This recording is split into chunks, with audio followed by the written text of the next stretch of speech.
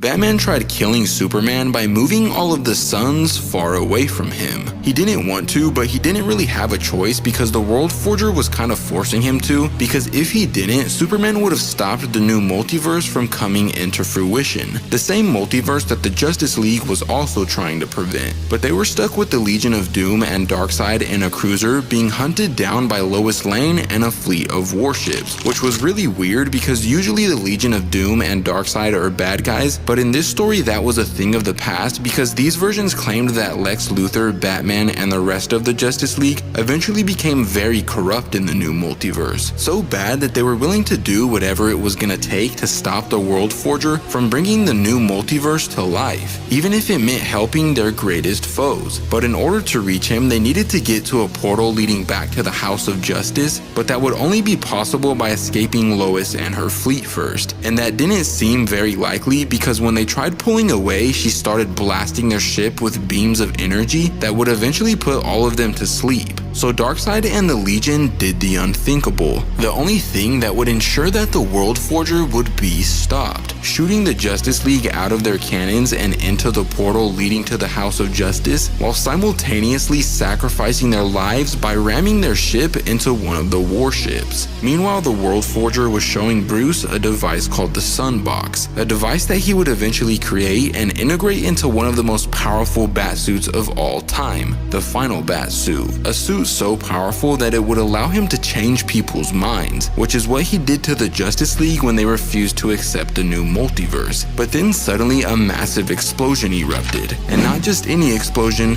it was the Justice League, fresh out of the portal that they were cannonballed into, ready to put the World Forger and future versions of themselves to a stop once and for all. But they were definitely at a disadvantage, and not just because their future counterparts were more powerful than them, but because moments later Bruce appeared stating that they should have stayed on Apocalypse, implying that they'd have to go through him as well while he was wearing the final Batsuit. But sadly that's where this issue comes to an end, but if you want to see what happens next, let me know in the comments down below.